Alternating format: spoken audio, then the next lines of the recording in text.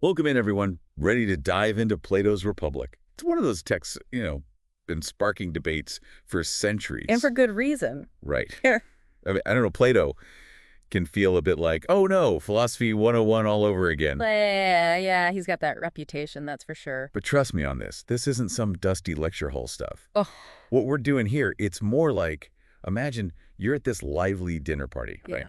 Okay, I like where this is going. And it's Socrates, that's Socrates holding court, talking justice, good and evil, what makes an ideal society.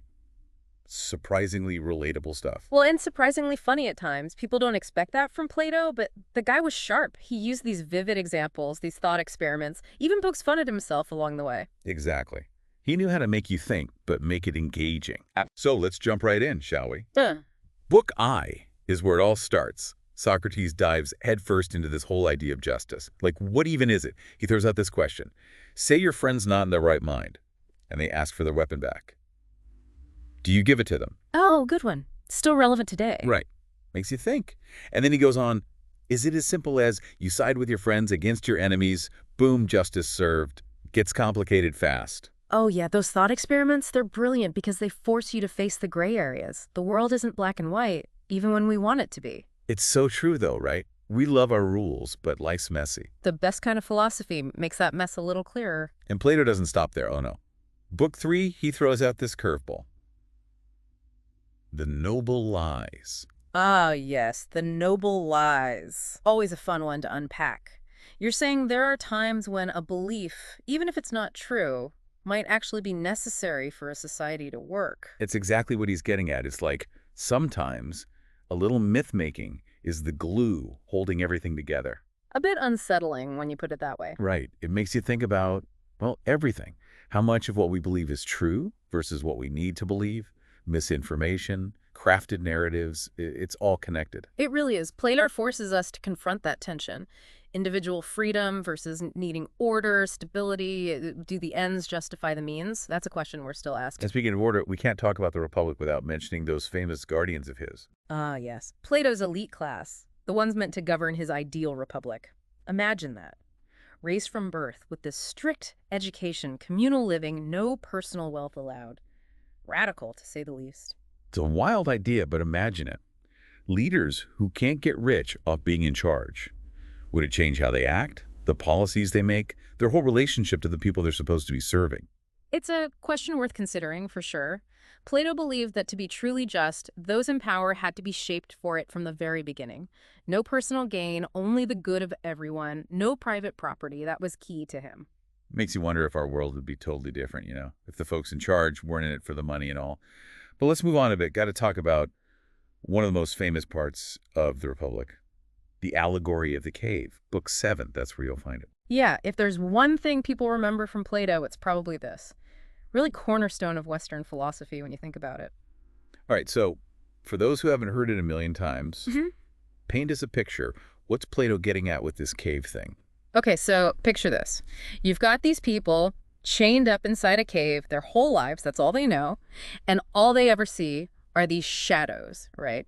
Projected on the wall in front of them. Okay, going with you so far. Kind of creepy there. Oh, it gets creepier.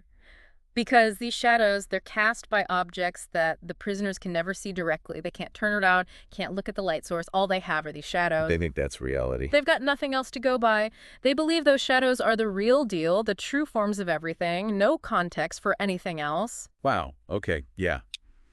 I see where you're going with this. Talk about limited perspective, right? We all have our own cave in a way. Exactly. That's why it's so brilliant. It's not just some abstract idea. It's about how we all experience the world. We get our information secondhand, filtered through so many layers. Yeah. News, social media, conversations. Who's to say what's a shadow and what's the real thing? Especially these days, right? Information overload, echo chambers, all that.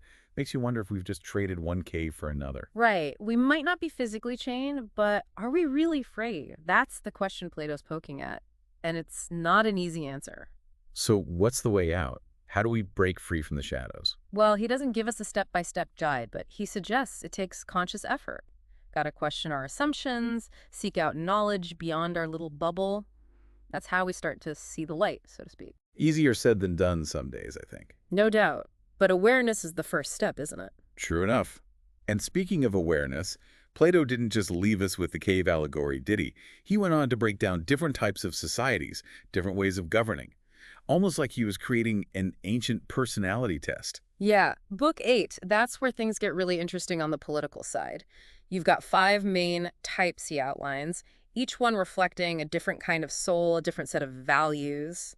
It's fascinating, right? It's like he's saying, show me your ideal government, I'll tell you who you are at your core. He starts with his personal fave, of course, the Republic, ruled by philosopher kings, those who value wisdom, justice above all else. But then he gets into the others. Okay, so we've got the Republic. What else is on the menu? Well, there's democracy, driven by honor and ambition. Sounds good on paper, but often ends up as a love of power, plain and simple. Then you've got oligarchy, ruled by the wealthy few.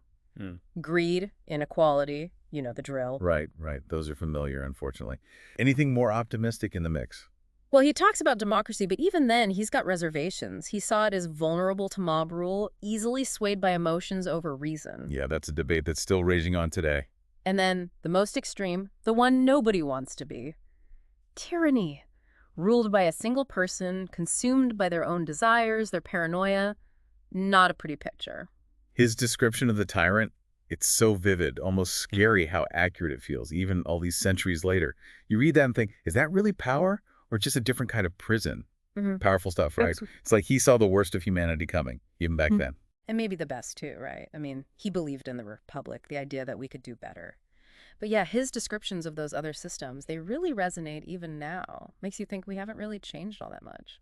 True that. Still, let's shift gears a bit. Yeah, we've talked systems, but what about the individual?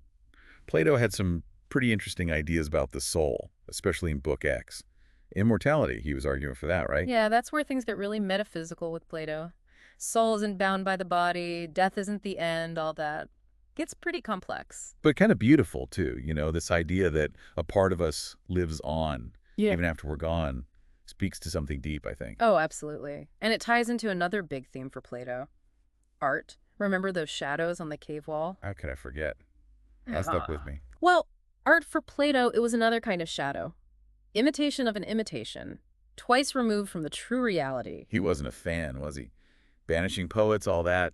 Seemed a bit extreme, even for me. He was worried about its power, that's for sure. Stir up emotions, lead people astray if they weren't careful.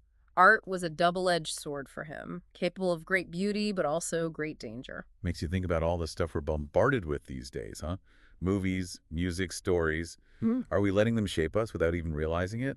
Are we thinking critically or just absorbing whatever's thrown at us? That's the question, isn't it? And Plato would say, we've got to be discerning, recognize the power art has, engage with it thoughtfully, not just passively. Not about censorship, more like conscious consumption, I guess.